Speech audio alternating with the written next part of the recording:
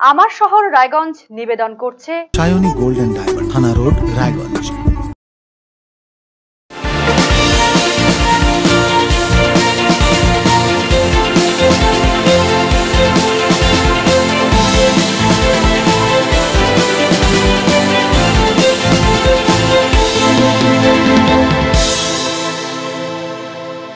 নমস্কার, আরসিটিভি সংবাদে আপনাদের স্বাগত। আমার শহর রায়গঞ্জ নিয়ে এই মুহূর্তে আমি সোনালী। প্রথমে যে খবরের দিকে নজর রাখছি, রায়গঞ্জ বিধানসভা উপনির্বাচনে সবুজ ঝড়ে খড়কুটোর মতো উড়ে গিয়েছে বিজেপি।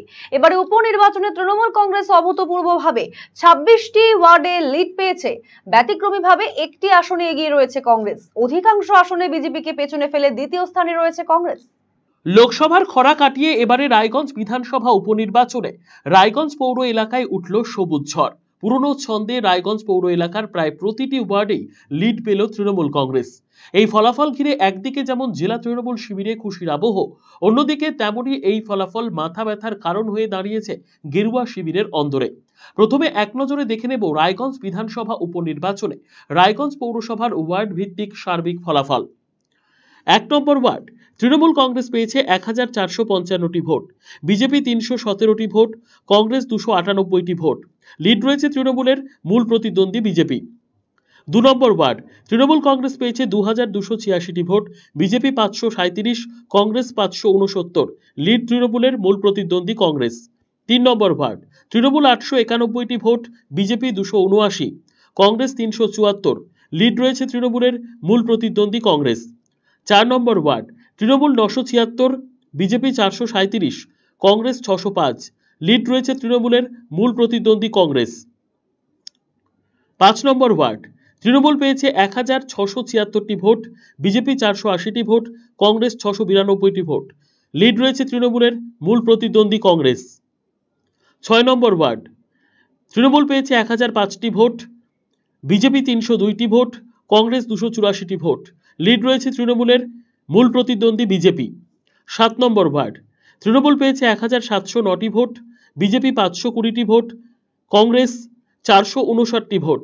লিড রয়েছে তৃণমূলের মূল প্রতিদ্বন্দ্বী বিজেপি। 8 নম্বর ওয়ার্ড তৃণমূল পেয়েছে 1024টি ভোট, বিজেপি পেয়েছে 249টি ভোট, কংগ্রেস 189। লিড রয়েছে তৃণমূলের মূল প্রতিদ্বন্দ্বী বিজেপি। 9 নম্বর ওয়ার্ড তৃণমূল পেয়েছে 474টি ভোট, বিজেপি 196টি ভোট, কংগ্রেস 329টি ভোট। লিড রয়েছে তৃণমূলের মূল প্রতিদ্বন্দ্বী কংগ্রেস। 10 নম্বর ওয়ার্ড তৃণমূল পেয়েছে 603টি ভোট, বিজেপি 320টি ভোট, কংগ্রেস 428টি ভোট। তৃণমূল লিড রয়েছে, পাশাপাশি মূল প্রতিদ্বন্দ্বী কংগ্রেস। 11 নম্বর ওয়ার্ড তৃণমূল পেয়েছে 1258টি ভোট, বিজেপি 190টি ভোট, কংগ্রেস 154টি ভোট। লিড রয়েছে তৃণমূলের মূল প্রতিদ্বন্দ্বী বিজেপি। 12 নম্বর ওয়ার্ড তৃণমূল 794টি ভোট, বিজেপি 143টি ভোট, কংগ্রেস 69টি ভোট। লিড রয়েছে তৃণমূলের মূল প্রতিদ্বন্দ্বী বিজেপি। 13 নম্বর ওয়ার্ড তৃণমূল 2220টি ভোট, বিজেপি 390টি ভোট, কংগ্রেস 335টি ভোট। লিড রয়েছে তৃণমূলের মূল প্রতিদ্বন্দ্বী বিজেপি। 14 নম্বর ওয়ার্ড তৃণমূল 1206টি ভোট, বিজেপি 240টি ভোট, কংগ্রেস 309টি ভোট। লিড রয়েছে তৃণমূলের মূল প্রতিদ্বন্দ্বী কংগ্রেস। 15 নম্বর ওয়ার্ড তৃণমূল পেয়েছে 1412টি ভোট, বিজেপি 270টি ভোট, কংগ্রেস 459টি ভোট। লিড রয়েছে তৃণমূলের মূল প্রতিদ্বন্দ্বী কংগ্রেস। 16 নম্বর ওয়ার্ড তৃণমূল পেয়েছে 1537টি ভোট, বিজেপি 277টি ভোট, কংগ্রেস 328টি ভোট। লিড রয়েছে তৃণমূলের মূল প্রতিদ্বন্দ্বী কংগ্রেস। 17 নম্বর ওয়ার্ড তৃণমূল পেয়েছে 1304টি ভোট, বিজেপি পেয়েছে 229টি ভোট, কংগ্রেস পেয়েছে 259টি ভোট। লিড রয়েছে তৃণমূলের মূল প্রতিদ্বন্দ্বী কংগ্রেস। 18 নম্বর ওয়ার্ড তৃণমূল পেয়েছে 1064টি ভোট, বিজেপি পেয়েছে 214টি ভোট, কংগ্রেস 394টি ভোট। লিড রয়েছে তৃণমূলের মূল প্রতিদ্বন্দ্বী কংগ্রেস। 19 নম্বর ওয়ার্ড তৃণমূল পেয়েছে 675টি ভোট, বিজেপি পেয়েছে 277টি ভোট, কংগ্রেস পেয়েছে 542টি ভোট। লিড রয়েছে তৃণমূলের মূল প্রতিদ্বন্দ্বী কংগ্রেস। 20 নম্বর ওয়ার্ড তৃণমূল পেয়েছে 1367টি ভোট, বিজেপি পেয়েছে 267টি ভোট, কংগ্রেস পেয়েছে 300টি ভোট। লিড রয়েছে তৃণমূলের মূল প্রতিদ্বন্দ্বী কংগ্রেস। 21 নম্বর ওয়ার্ড এখানে তৃণমূল কংগ্রেস পেয়েছে 513টি ভোট, বিজেপি পেয়েছে 224টি ভোট, কংগ্রেস পেয়েছে 565টি ভোট। উল্লেখযোগ্যভাবে এই ওয়ার্ডে লিড রয়েছে কংগ্রেসের। মূল প্রতিদ্বন্দ্বী হিসেবে উঠে এসেছে তৃণমূল কংগ্রেস। 22 নম্বর ওয়ার্ড, এই ওয়ার্ডে তৃণমূল পেয়েছে 2064টি ভোট, বিজেপি পেয়েছে 465টি ভোট এবং কংগ্রেস পেয়েছে 491টি ভোট। লিড রয়েছে তৃণমূলের, মূল প্রতিদ্বন্দ্বী কংগ্রেস। 23 নম্বর ওয়ার্ড, তৃণমূল পেয়েছে 1598টি ভোট, বিজেপি 301টি ভোট এবং কংগ্রেস পেয়েছে 370টি ভোট। লিড রয়েছে তৃণমূলের, মূল প্রতিদ্বন্দ্বী কংগ্রেস। 24 নম্বর ওয়ার্ড, তৃণমূল পেয়েছে 940 ভোট, বিজেপি পেয়েছে 464টি ভোট, কংগ্রেস পেয়েছে 800টি ভোট। লিড রয়েছে তৃণমূলের, মূল প্রতিদ্বন্দ্বী কংগ্রেস। 25 নম্বর ওয়ার্ড, তৃণমূল পেয়েছে 1769টি ভোট, বিজেপি পেয়েছে 441টি ভোট, কংগ্রেস পেয়েছে 476টি ভোট। লিড রয়েছে তৃণমূলের, মূল প্রতিদ্বন্দ্বী কংগ্রেস। 26 নম্বর ওয়ার্ড, তৃণমূল কংগ্রেস পেয়েছে 1459টি ভোট, বিজেপি পেয়েছে 423টি ভোট, কংগ্রেস পেয়েছে 384টি ভোট। লিড রয়েছে তৃণমূলের, মূল প্রতিদ্বন্দ্বী বিজেপি। 27 নম্বর ওয়ার্ড, এই ওয়ার্ডে তৃণমূল পেয়েছে 1704টি ভোট, বিজেপি পেয়েছে 408টি ভোট, কংগ্রেস পেয়েছে 377টি ভোট। এই ওয়ার্ডে লিড রয়েছে তৃণমূলের, মূল প্রতিদ্বন্দ্বী হিসেবে উঠে এসেছে বিজেপি। রায়গঞ্জ বিধানসভার অন্তর্গত রায়গঞ্জ পৌরসভায় তৃণমূল কংগ্রেসের মোট প্রাপ্ত ভোট 34,983, বিজেপির মোট প্রাপ্ত ভোট 9,113, কংগ্রেসের মোট প্রাপ্ত ভোট 11,137। অর্থাৎ এখানে দ্বিতীয় স্থানে রয়েছে কংগ্রেস এবং তৃতীয় স্থানে চলে গিয়েছে বিজেপি। এই ফলাফল অনুযায়ী দেখা যাচ্ছে, গত লোকসভা নির্বাচনে যেখানে রায়গঞ্জ পৌর এলাকায় প্রায় 21,000-এর বেশি ভোটে বিজেপির থেকে পিছিয়ে ছিল তৃণমূল কংগ্রেস, মাত্র 2.5 মাসের ব্যবধানে উপনির্বাচনে সেই ফলাফল ঘুরে গেল 90 ডিগ্রি। 21,000-কে ছাড়িয়ে 34,983 ভোটে এগিয়ে গেল তৃণমূল কংগ্রেস। রায়গঞ্জ পৌর এলাকায় একটি ওয়ার্ড বাদে সবগুলিতে লিড থাকলো তৃণমূল কংগ্রেস দলের। শুধু তাই নয়, 17টি ওয়ার্ডে কংগ্রেস বিজেপিকে পেছনে ফেলে দ্বিতীয় স্থানে উঠে এসেছে। লোকসভায় যেখানে বেশিরভাগ ওয়ার্ডে বিজেপি লিড, সেখানে বিধানসভা উপনির্বাচনে বিজেপির এই ভরাডুবি, যাকে ঘিরে বিশ্লেষণে নেমেছে রাজনৈতিক মহল। আরসিটিভি সংবাদ, রায়গঞ্জ। 17 জুলাই শুরু হচ্ছে বাংলার শ্রাবণ মাস। শ্রাবণের শুরুতেই দেওঘর যাওয়ার প্রস্তুতি শুরু করেছেন শঙ্কর মহাদেবের ভক্তরা। যার জেরে দোকানে দোকানে পোশাক থেকে শুরু করে পুজোর যাবতীয় সরঞ্জাম কিনতে ভিড় করছেন সাধারণ মানুষ। একই ছবি রায়গঞ্জ শহরেও, ফলে লক্ষ্মী লাভে খুশি ব্যবসায়ীরা। ভোলানাথের কৃপায় লক্ষ্মী লাভের আশায় রায়গঞ্জের ব্যবসায়ীদের একাংশ। 17 জুলাই শ্রাবণ মাসের সূচনা হবে, আর তার সাথে সাথেই মহাদেবের আরাধনা ঘিরে মেতে উঠেছেন ভক্তরা। মূলত শ্রাবণ মাসেই দেওঘরে অবস্থিত বাবাধামে যাওয়ার হিড়িক লক্ষ্য করা যায় ভক্তদের মধ্যে। রাস্তায় বেরোলেই দেখা মেলে গেরুয়া বসন পরে দেওঘরমুখী ভক্তদের। তাই এখন রায়গঞ্জ শহরের একাধিক দোকানে দেখা যাচ্ছে গেরুয়া পোশাক থেকে শুরু করে বাঁক, ঘট সহ বাবাধামে পুজোর যাবতীয় সরঞ্জামের সম্ভার। চলছে বিকিকিনি। মূলত সারা বছরে এই শ্রাবণের জন্য অপেক্ষায় থাকেন ভোলানাথের ভক্তরা।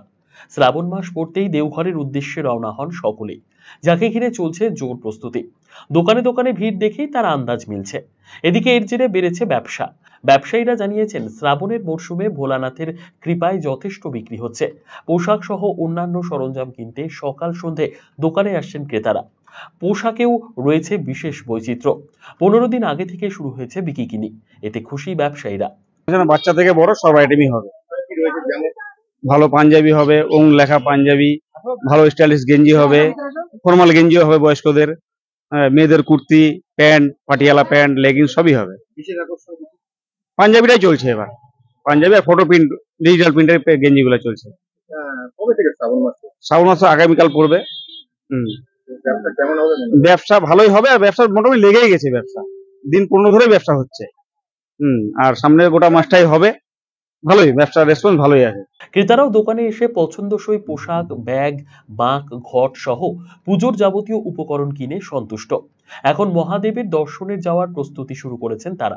আমরা কালকে হচ্ছে শ্রাবণ মাসের প্রথম ডেট, ওর জন্য আমরা বাবাধাম যাচ্ছি, আর এটাই আমার প্রথমবার, ওর জন্য জামা কাপড় কিনতে এসেছি। কেমন আনন্দ লাগছে? আনন্দ তো খুবই লাগছে, কারণ প্রথমবারের এক্সপিরিয়েন্সটা তো, ওটা কারোর সঙ্গে না গেলে শেয়ার করতে পারবো না। কালকে তো মানে হঠাৎ বাবাধাম শ্রাবণ মাস পড়লেই বাবাধাম যায়, সবাই দিয়ে আসছে আজকে থেকে না, অনেকদিন ধরেই দিয়ে আসছে, তো আমরা যাচ্ছি। হ্যাঁ, কাল থেকে পড়ছে শ্রাবণ মাস, পয়লা শ্রাবণ। এখানে আসার কারণ? সব মিলিয়ে এখন রায়গঞ্জ শহরে জমে উঠেছে বাবাধামের সরঞ্জামের বাজার। বৈদ্যনাথের কৃপায় লক্ষ্মী লাভে খুশির আবহ ব্যবসায়ীদের মধ্যে। আরসিটিভি সংবাদ, রায়গঞ্জ। প্রোগ্রেসিভ ইউনাইটেড ইঞ্জিনিয়ার্স অ্যাসোসিয়েশনের উত্তর দিনাজপুর জেলা শাখার পক্ষ থেকে পালিত হলো বন মহোৎসব। মঙ্গলবার উত্তর দিনাজপুরের রায়গঞ্জে এই বিশেষ কর্মসূচির আয়োজন করা হয়। এই উপলক্ষে সংগঠনের সদস্যরা রায়গঞ্জ ব্লকের পূর্ত দপ্তরের রাস্তার দুধারে সেচ বিভাগ সহ বিভিন্ন জায়গায় বৃক্ষরোপণ করেন। এই কর্মসূচি সম্পর্কে সংগঠনের যুগ্ম সম্পাদক অনিমেষ বসাক জানান, 14 থেকে 21 জুলাই সারা রাজ্যে পালিত হচ্ছে বন মহোৎসব। শুধু বৃক্ষরোপণই নয়, গাছপালা সংরক্ষণের ক্ষেত্রেও বিশেষ গুরুত্ব আরোপ করা হয়েছে। বিশ্ব উষ্ণায়নের হাত থেকে রক্ষা পেতে সবুজায়নের বার্তা দিয়েছেন তিনি। আমাদের এই প্রোগ্রেসিভ ইউনাইটেড ইঞ্জিনিয়ার্স অ্যাসোসিয়েশনের তরফ থেকে এই 14 থেকে 21 এই সপ্তাহটা আমরা গোটা রাজ্যব্যাপী বন মহোৎসব পালন করতেছি। তারই অংশরূপে আমাদের প্রোগ্রেসিভ ইউনাইটেড ইঞ্জিনিয়ার্স অ্যাসোসিয়েশনের উত্তর দিনাজপুর শাখার আজকে আমরা এটা বন মহোৎসব এই মুহূর্তে পিডব্লিউ রোডসে আমরা গাছ লাগাচ্ছি। আমাদের এক্সিকিউটিভ ইঞ্জিনিয়ার স্যার আছেন, আমাদের প্রেসিডেন্ট আছেন, আমাদের সেক্রেটারি আছেন। এরপরে আমরা যাব হচ্ছে ইরিগেশন ডিভিশনে, তারপরে আমরা যাব হচ্ছে দুর্গাপুর পঞ্চায়েতে, এবং সেখান থেকে আমরা যাব ইটাহার ব্লকে এবং পিডব্লিউডিতে আমরা গাছটা লাগাবো। সেটা কিভাবে করছেন আপনারা? এইটার জন্যই আমরা মেন ফোকাসটা এবার ওটার উপরেই দিয়েছি, যেহেতু আমরা গাছটা রক্ষণাবেক্ষণ করতে না পারলে গাছ লাগিয়ে শুধু লোক দেখানো প্রোগ্রাম করে কোনো লাভ নেই। এই জন্য আমরা গাছগুলোকে সাধারণত বাউন্ডারি ওয়ালের প্রেমিসিসের ভিতরে লাগানোর চেষ্টা করছি, এবং যেখানে আমরা বাউন্ডারি ওয়াল প্রেমিসিস বা কোনো ব্যারিকেড আগে থেকে নেই সেখানে আমরা ফেন্সিংয়ের ব্যবস্থা করতেছি, যাতে গাছগুলোকে আমরা প্রপার রক্ষা করতে পারি। এবং এটাও আমরা দায়িত্ব নিয়েছি, যদি কোনো কারণে কোনো গাছ ব্যারিকেড লাগানোর পরেও নষ্ট হয়ে যায়, তাহলে সেখানে সেই মুহূর্তে আমরা গিয়ে অন্য একটি গাছ লাগিয়ে দেওয়ার চেষ্টা করব, যাতে আমরা প্রপার আমাদের প্রোগ্রামটা ফুলফিল করতে পারি। অপরদিকে বন মহোৎসব উপলক্ষে বিশেষ কর্মসূচি গ্রহণ করলো রায়গঞ্জ থানার পুলিশ। রায়গঞ্জ থানার পক্ষ থেকে 40টি গাছ এদিন বিতরণ করা হয়। বৃক্ষরোপণের জন্য সাধারণ মানুষের কাছে আবেদন জানিয়েছেন পুলিশ আধিকারিকরা।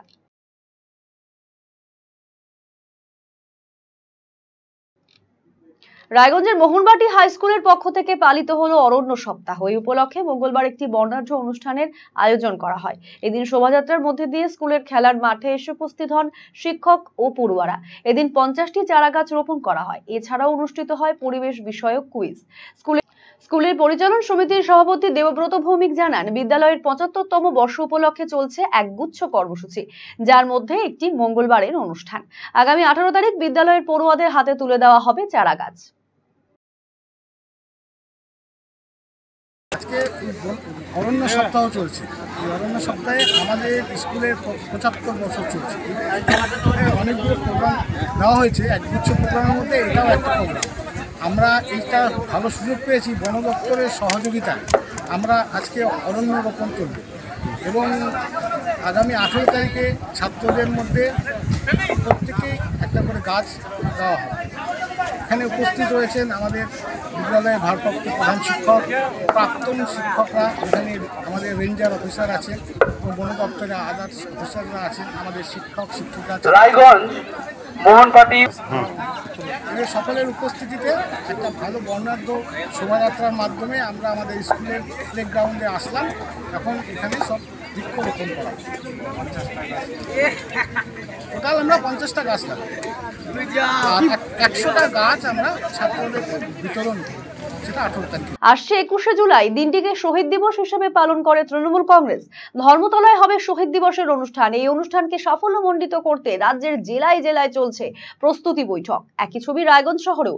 মঙ্গলবার রায়গঞ্জ বিশ্ববিদ্যালয় প্রাঙ্গণে এদিন একটি প্রস্তুতি বৈঠকের আয়োজন করা হয়। এই কর্মসূচিতে নেতৃত্ব দেন শিক্ষাবন্ধু সমিতির জেলা সভাপতি তপন নাগ। রায়গঞ্জের বাণিজ্য ভবনে অনুষ্ঠিত হলো হিস্টোরিক্যাল সোসাইটি অফ উত্তর দিনাজপুর সংস্থার দ্বিতীয় প্রতিষ্ঠা দিবস। এই উপলক্ষে উত্তর দিনাজপুর জেলার স্মরণীয় ব্যক্তিত্বদের নিয়ে সেমিনার কর্মসূচির আয়োজন করা হয়। পাশাপাশি এই বছর মাধ্যমিক ও উচ্চ মাধ্যমিক পরীক্ষায় সাফল্যের সাথে উত্তীর্ণ বেশ কিছু শিক্ষার্থীদের স্মারক সম্মানে সম্মানিত করা হয়। এদিন উপস্থিত ছিলেন অভিজিৎ দত্ত, বিপুল মৈত্র সহ অনেকেই। আয়োজক সংস্থার সাধারণ সম্পাদক সোমনাথ সিং জানান, এ জেলার ইতিহাস যেমন রয়েছে তেমনই রয়েছে অনেক স্থাপত্য ও ভাস্কর্য। জেলা গঠনে অনেকের অবদান রয়েছে, তাই এদিন জেলার সমস্ত বিশিষ্ট মানুষদের নিয়ে যুব সমাজকে শপথে পরিচালিত করার বার্তা তুলে ধরা হয়। আজকে আমাদের দ্বিতীয় প্রতিষ্ঠা দিবস উপলক্ষে আমরা রায়গঞ্জ বাণিজ্য ভবনে আমরা উত্তর দিনাজপুর জেলার যারা স্মরণীয় ব্যক্তিত্ব তাদেরকে নিয়ে আমরা সেমিনার কর্মসূচি আয়োজন করেছি এবং এক্ষেত্রে আমরা যেমন স্কুল কলেজের পড়ুয়াদেরকেও পেয়েছি তেমনি শিক্ষকরাও এই সেমিনার কর্মসূচি অংশগ্রহণ করছে। আমাদের উদ্দেশ্য একটাই যে ইতিহাস ঐতিহ্য জেলার ঐতিহ্য অনেক রয়েছে, একদিকে যেমন জমিদার বাড়ি রয়েছে, অপরদিকে স্থাপত্য ভাস্কর্য কাজ রয়েছে, তেমনি স্মরণীয় ব্যক্তিত্ব রয়েছে যাদের আমাদের উত্তর দিনাজপুর জেলা গঠনে বা সুস্থ সাংস্কৃতিক পরিবেশ গঠনে যাদের অবদান অসামান্য। কিন্তু বর্তমান নতুন প্রজন্ম আস্তে আস্তে ভুল দিকে চালিত হচ্ছে, তাদেরকে নিয়ে আলোচনা হচ্ছে না সঠিকভাবে। তো আমরা আজকে আলোচনা চক্রটা ইচ্ছা করে রেখেছি এইভাবে যে আমাদের উত্তর দিনাজপুর জেলার পিছনে যাদের অবদান রয়েছে স্বাধীনতা সংগ্রামী বা খেলাধুলার জগতে অসামান্য, তাদেরকে নিয়ে নতুন প্রজন্ম থেকে আরম্ভ করে বিভিন্ন বয়সের মানুষজন এক ছাদের তলায় এসে আলোচনা করুক এবং সুস্থ সমাজ গড়ার ক্ষেত্রে এখান থেকে তৈরি হোক এক নতুন যাত্রাপথ। এবং আগামী দিনে আমরা এই ধরনের আলোচনা চক্র আরো বেশি করে করতে চাই বিভিন্ন স্কুল কলেজের সহযোগিতায়। এবং একই সাথে আমরা আজকে মাধ্যমিক বা উচ্চ মাধ্যমিক পরীক্ষায় যারা উত্তর দিনাজপুর জেলায় র্যাঙ্ক করেছে তাদেরকে আমরা আমাদের সংস্থার পক্ষ থেকে সপ্তাহখানেক বন্ধ থাকার পর সোমবার থেকে ফের শুরু হয়েছে স্বর্গীয় দেবকুমার দত্ত স্মৃতি ফুটবল প্রতিযোগিতা। উত্তর দিনাজপুর জেলা ক্রীড়া সংস্থা পরিচালিত এই ফুটবল লিগে রয়েছে 10টি দল। দুটি গ্রুপে ভাগ করে 3রা জুলাই থেকে রায়গঞ্জ স্টেডিয়ামে শুরু হয়েছিল এই ফুটবল লিগ। মঙ্গলবার লিগের খেলায় রায়গঞ্জ স্টেডিয়ামে পরস্পরের মুখোমুখি হয় গ্রুপ বির 2 দল, রায়গঞ্জ স্পোর্টস ক্লাব এবং রায়গঞ্জ ফ্রেন্ডস অফ দিশা। এদিনের খেলায় 4-0 গোলে রায়গঞ্জ ফ্রেন্ডস অফ দিশাকে হারিয়ে জয় পায় রায়গঞ্জ স্পোর্টস ক্লাব। স্পোর্টস ক্লাবের পক্ষে 2টি গোল করেন মহেশ টুডু, 1টি করে গোল করেন শিশু পাহান এবং মোহাম্মদ রকবুল। এদিনের গ্রুপ লিগের খেলায় ম্যান অফ দ্য ম্যাচের শিরোপা পান রায়গঞ্জ স্পোর্টস ক্লাবের শুভঙ্কর বর্মন। এদিনে জয়ের সুবাদে গ্রুপ লিগে 2টি ম্যাচ খেলে 2টিতেই জয় পেল রায়গঞ্জ স্পোর্টস ক্লাব। বুধবার লিগের খেলা না থাকলেও বৃহস্পতিবারের লিগের খেলায় মুখোমুখি হবে গ্রুপ বির 2 দল, বীরনগর স্পোর্টিং অ্যাসোসিয়েশন এবং Benu Bharati football coaching camp. আমার শহর রায়গঞ্জ এখনকার মতো এ পর্যন্তই। পরবর্তী অন্যান্য সংবাদের জন্য নজর রাখুন শুধুমাত্র আরসিটিভি সংবাদে। নমস্কার।